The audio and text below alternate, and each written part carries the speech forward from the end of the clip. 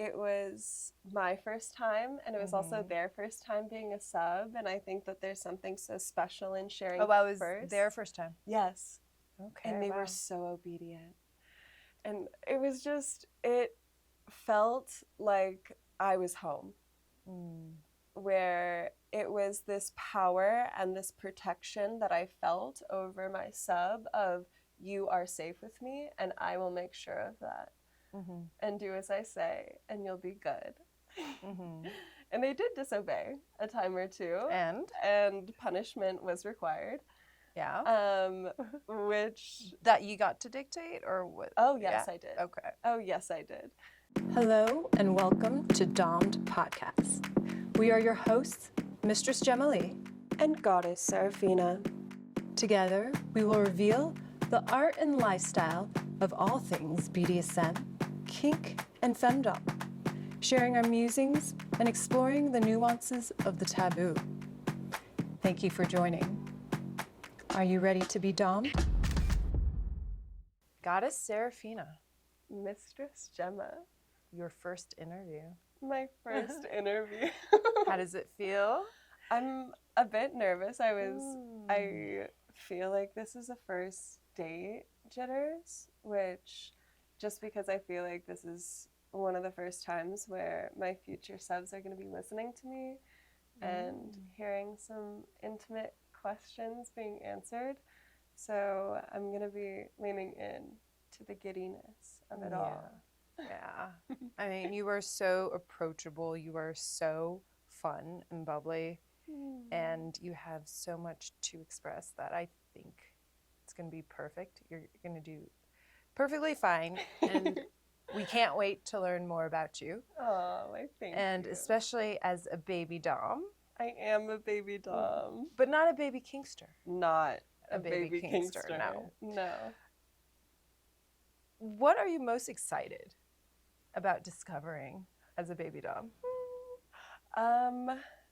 I think it's paired. I think I'm really excited to explore myself, explore my internal world, because I do find that Domming is such a beautiful space and such a beautiful mirror of the external world.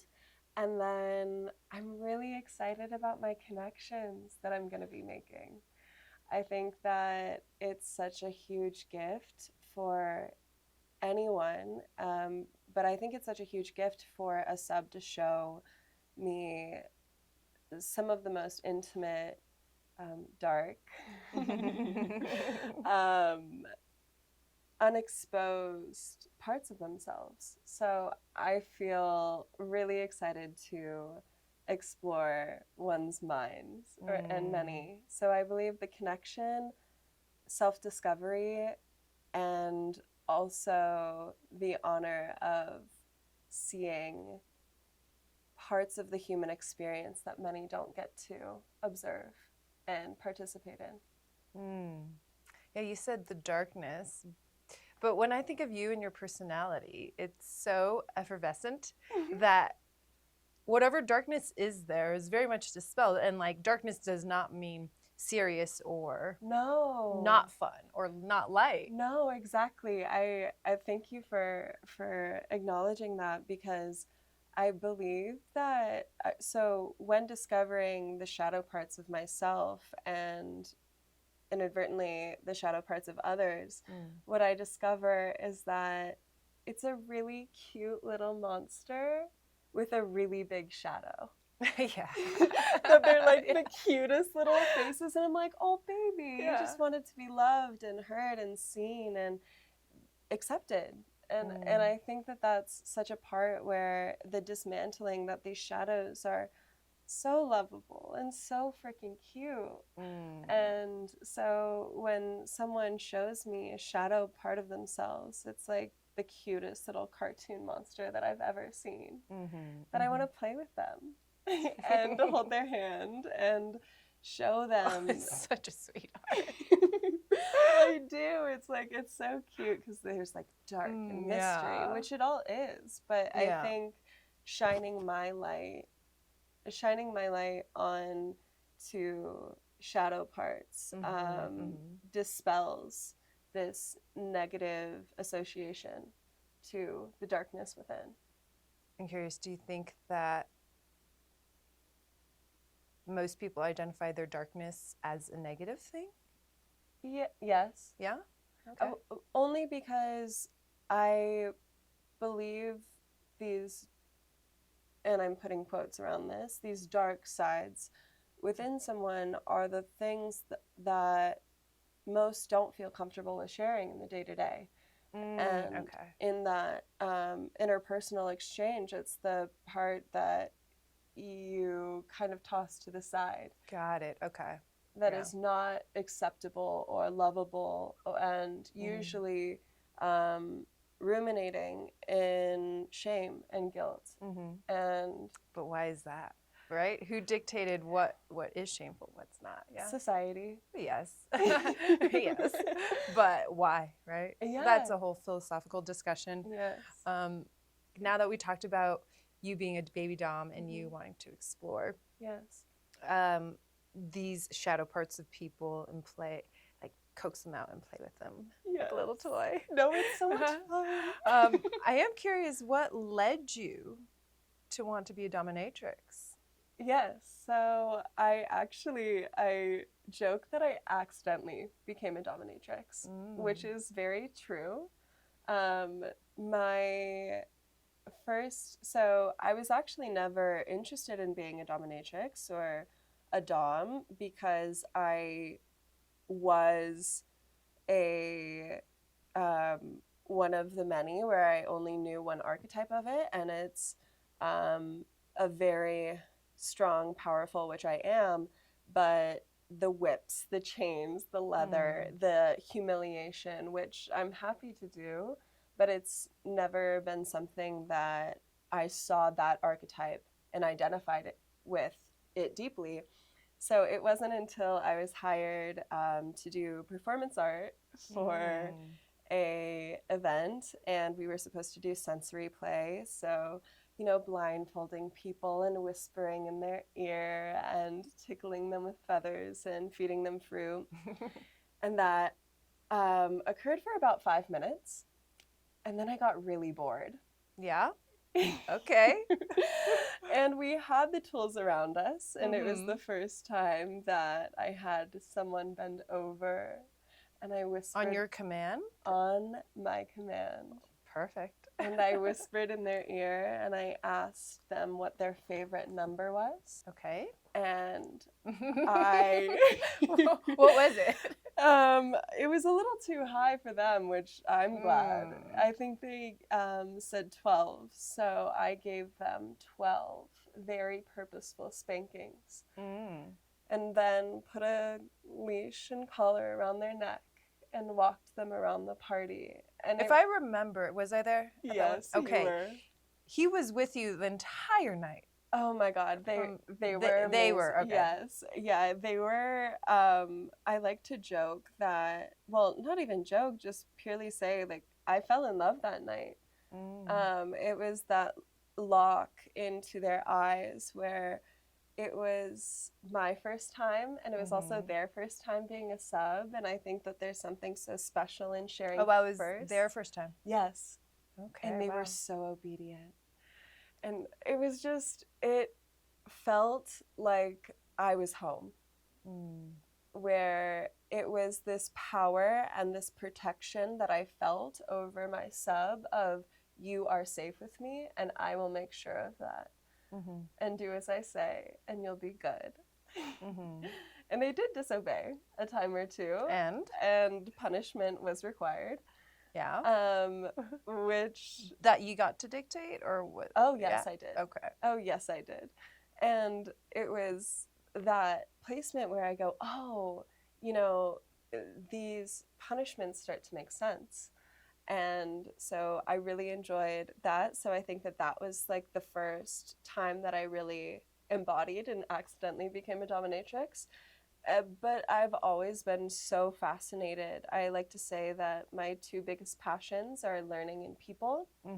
So I love psychology. I love the mind. It's always been something that's such a big fascination for me. So it wasn't until that point and then a play party that I was with you where I learned that the psychological can really be there. And that's when my curiosity really was ignited, that it was the space where, oh, this is what I'm supposed to do. Yeah. And using all of this knowledge that I've had for so long.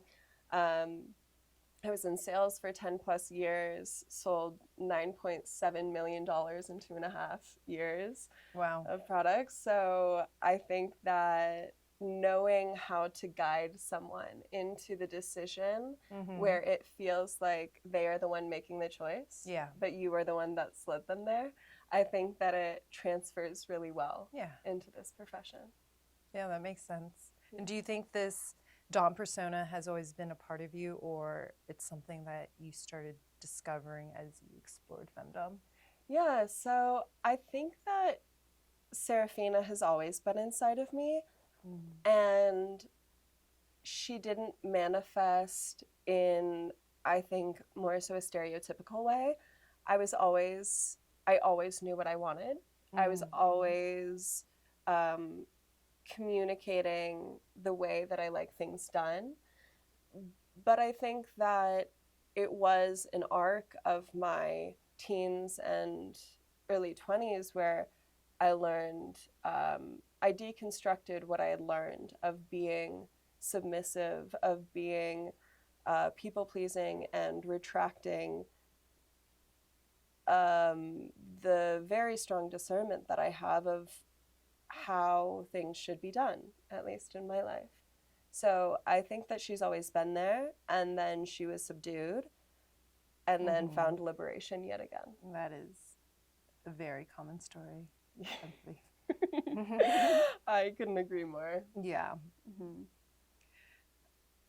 So now that you've got a taste of, the Dom life in various ways, do you have an idea of what kind of subs that you may be compatible with or that you'd be seeking? Obedience. Oh, yeah, duh. It's funny, I joke that brats flock to me. I am surrounded by them, I swear. I don't know what it is, but they find me and they know me so well, and it's hilarious because... Is that frustrating? So frustrating. Oh my freaking God. Maybe you just need to embrace it. No. Oh, you refuse to. I feel like there will be a time where I probably will, but I think that my heart really melts when obedience is portrayed and practiced with me. And then I think that intelligence is really, really important to me, and a quality that I will definitely be looking for in a sub, and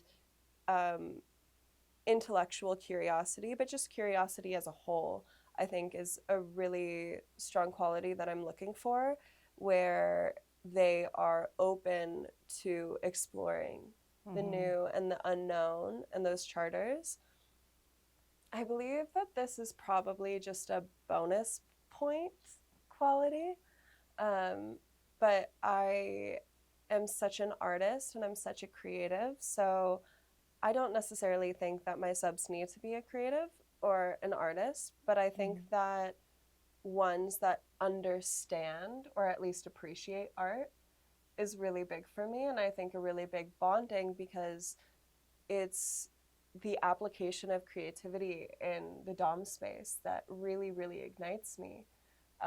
So there, I think, an awareness of that that creativity is being applied in these spaces, that I think an observant sub is something that I would really enjoy. And I think that it's the way that my mind works. And so I think that that would be heightened compatibility for sure. Yeah. And what is your desire from your practice in general or as a whole? Yes. Like I said earlier, I think self-discovery, but I think that I have such an observing mind, specifically my placement in society. And I think that I use Domming as a tool to temporarily dismantle what not only I was taught of how I should be and my role that I should be playing, but I think igniting the dismantling in my sub, that I really want to have them learn things that they can apply in the outside world, that it can be a safe container to deconstruct the roles that they usually play. And by doing so, it's exploring a part of themselves that they might not have yet to discover. So I think those two. Yeah, self-discovery, dismantling societal roles. Is that something you've always been aware of, like in the world, or is that something with FemDom and Domming that has become more apparent? In terms of social dynamics and power play, yes, and societal roles, and yes. So I was I believe I've been aware since I would say around like 3 to 5 was when my first memories of power dynamics and social structures. It's always been something that I've been really interested in, and I was raised really Catholic. So I think being around that, it was so clear that it taught very much the societal roles in which we should be playing, and also the power dynamics within that. I mean, there's the Catholic God that is always watching, that hears all of your thoughts, that is judging you completely, and omnipresent being, where they are judging you and either punishing you or accepting and forgiving you. And then after that, then it was men in power, and it was something that and then the woman is the submissive, and I think that it was something that was always really uncomfortable for me. And I think in the entirety of my life, I tried to shift forms so much. And I was hypersexualized from a child on, and that I should always be saying yes. And I should never be setting my own boundaries. So it was a place where I think from early high school into my early 20s, I changed my expression, outer expression to the world, to hopefully, in the hopes of being viewed and perceived differently, not being perceived as a sexual object, not being commented on that I am exuding the sensual sexual energy when I was a minor. Were you being blamed? Yes. For it? Yes. Yeah. So I think that through that I've always been aware of it, and I've always been trying to dismantle and switch the perception that has been projected onto me. And it hasn't really, it never worked. So I came to the conclusion where authenticity, if I'm going to be perceived this way in any expression of self, then I might as well do the one that feels most comfortable. And being in my power, in my feminine, and so what if I'm perceived as sensual? So what if I'm perceived as sexual? I think that unfortunately it's happening whether it's consensual or not. So being in the Dom space, I feel like it's as if I take back my power and I am in control now. So you said that when you became a teenager, you started shifting and shaping yourself in a way to be less perceived that way? Correct. What does that mean? I love fashion. I love self-expression. It's hilarious. I swear I dress like a 3 to 5 year old. Like, I kid you not. I mean, okay, a 3 to 5-year-old that has impeccable taste and can color coordinate to the T and be really intricate with details. So that's quite an advanced 5-year-old. Well, okay, so I have a like cute little story where I was walking down the street, and I was 17, and I was wearing a navy blue dress with light pink polka dots and light pink high top Converse. And there was a mother and her 3-year-old daughter. And the closer that they got, the more I was able to see this 3-year-old's outfit. And she was wearing a light pink polka dot dress and light pink high top Converse. Did you guys have like a moment together? Oh yes. I loved her outfit. I think she loved mine, but it was something where I switched and I was like, oh, maybe I should change the way that I present myself to the world. Okay. But I think that I had such an attachment to maybe if I dressed a different way, I will be perceived by men differently. And it wasn't the desire to gain attraction or receive attraction. It was to protect. Protect and expel. I mean, that is such a trope that I think so many women go through. And, you know, just the ways we have to consider our safety or how we're perceived so we can have that safety. Completely. Yeah. And unfortunately, I didn't see too much of a difference in treatment until being in the Dom space, in the DS space. And this is what... Is it from subs or is it more of just subs. You? Okay. Yes. I do still find that when talking to men that are not submissives, one of the first comments that I always get is, but you're so feminine. Yes, so I was just about to bring that up. The other day we were meeting with someone and they're not as familiar with the kink space. And the comment was, but you guys are so feminine. And I immediately, like, I don't even know exactly where he was going with that. But immediately my rebuttal was, well, being dominant doesn't mean you have to be masculine. Yes. And he kind of just shut up after that. And we diverted the conversation. Yeah. Well, I think he was going with it where, like, that he would feel more comfortable being coerced into that space with feminine energy. But I think that... was that it? Was that it? Who knows? Benefit of the doubt. Benefit of the doubt. Yes. Sure. Yeah. But I do think it's very... it's something that piques my curiosity and that I dissect and observe quite often. Yeah. Yes. Yeah. Does that answer the question? I mean, we're just having discussion. We're just getting to know you. Thank you. Okay. Yes. But I do believe that the societal observation of power dynamics has always been very, very, very present in my life. Yeah. I know that we've discussed, you know, how the transformative qualities of FemDom has had for you in your healing journey. And also we talk about not wanting to pathologize kinks or pathologize kinksters just because we're into the taboo. Do you find that your healing experience through the practice and not wanting to pathologize is contradictory?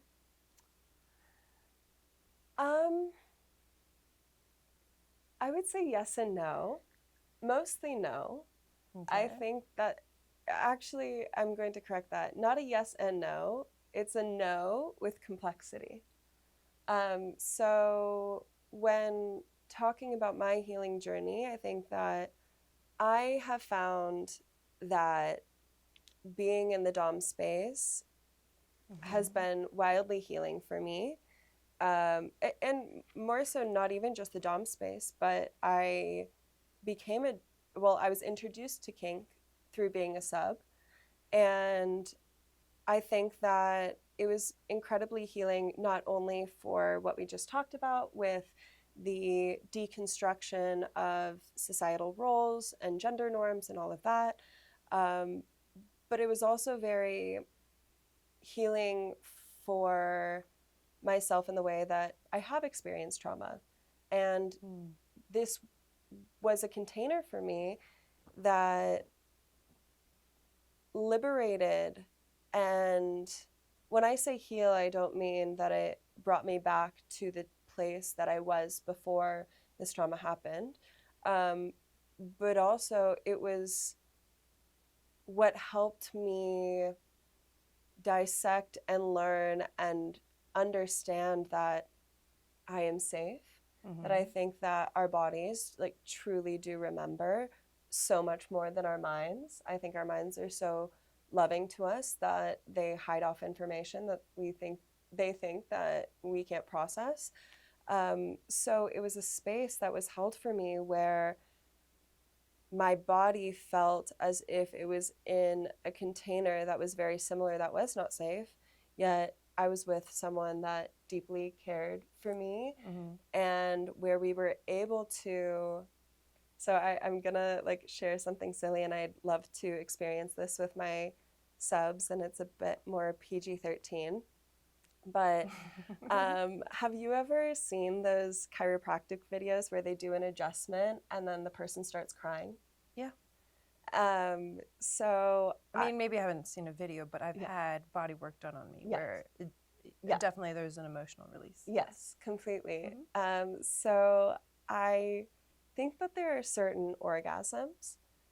Oh yeah, for sure. That do the same. And I, where it is very specific, where it is not just a release physically, but it is the release that your body is like, I'm letting go of this. It's an energetic release. Yes, completely. Sure. And I think that being able to have those times were very healing. Unfortunately and fortunately, I do think that that's limitless. Like I've had a million of those orgasms at this point. But I think that it can be a very helpful container to teach the body that it is safe and to work through things that might have happened in the past, either consciously or subconsciously. I think more so subconsciously than not. I don't think that someone should necessarily, you know, if they've experienced trauma, that their first direction should be being in a DS space. But I do think that the body remembers. So if that does happen, I think that I can help move through and help release some of that. And then going into the pathologizing of people, I don't think that all kinksters have trauma. I don't think that all kinksters need to heal something inside of them. I think that some people are just very, very curious, adrenaline junkies, potentially, that just want to have an experience and see and witness and be a part of the entirety of the human experience and what that this can provide them. So I don't think that it is a space that needs to be healing, but I think that whether you have trauma or not, the day-to-day existence in society is quite traumatic. That there are, and I know that the majority of our subs are men, and I think that through Domming, it has helped me love men more, which I do think is a misconception as a dominatrix, that I hate men. And I always say, no, I hate the man that the patriarchy creates. And I think that through this work, you're able to see, and I use this word very mindfully, but I think it's the best description of it, that I get to see the boys that were beaten out of the man. And I get to hold them and hurt them and liberate them. That I think whether you've had trauma or not, that this space can be healing in the way that it gives you the tools to observe yourself and the placement that you have in society and maybe tweak some things in your outside world, or at least have this space be a temporary dismantle of what does not feel comfortable at all times. Yeah. Yeah, my favorite parts of anyone is their inner child. I know. Because it just brings back to that perfect innocence and where everything's a wonder and the world has not tarnished or influenced any of your thoughts. And so you're just holding freely who you are. Mm-hmm. And you have all the answers you need as your younger self. I really relate to that. Yeah. And I think that when you say that wonder, it's like immediately I'm just getting flashes of all of my subs like looking up at me with that like wonder. Little puppy eyes.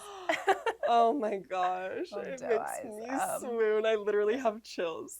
Yeah. And the playfulness that comes with it. Yes. There's so much to that. Yeah. So I know you're still exploring and discovering things, and there's so much you want to explore. Mm-hmm. But is there a kink or activity that you didn't think you would enjoy, but you actually have learned to really love it? Yes. What is it? Sharp objects that you would use to cut fruit. Oh, okay, yeah. And it was something that I had heard of, and I was like, oh, I don't know about that. Mm-hmm. And for context, I'm queer, and I was with my girlfriend at the time, and she actually was a dominatrix. Mm. And girlfriend, like romantic girlfriend. I see. And she had this necklace where a tiny little sharp object was attached. Okay. And she took it out and placed it on her tongue and made me lick it off of her. Was there, like, she actually cut? No. So it was like the tiniest little pricks that I've never gone deeply into it. So I do want to preface that. But I think that and then I was able to use it reversely. Mm-hmm. And I think that it just makes me happy and excited. And there's this thrill and there's this rush. And I really enjoy the sensory around it. Yeah. And also with butterfly knives and having the sound near an ear. I love the way that you can use it for so many different senses. And it's just, well, one, they're pretty. And I think that it's something where I really love using it as a tool for like other things. So I recently did a shoot where I got to do wax play on this gorgeous sub, and I was tracing the back of her leg and up, and then scraped the wax off of her back. That's always nice. Yeah. And I think that I really like showing people that it's not like, yes, it's very thrilling and that adrenaline is there for sure, but it's not as scary as one might. Like, I think that every time that I've tried sharp object play on people, they've always really liked it, whether they were most were not anticipating the enjoyable sensation. And I think a little prick. Yeah. But it's nothing too intense, at least so far that I've done. It depends, yeah. Yeah, I mean, so far that I've done. And that's up to your discretion and your limits and the other's limit. Yes, completely. Consent always. But I would say sharp object play was something that I was not anticipating. But do you think drawing blood would be something you'd be interested in as potentially the next step?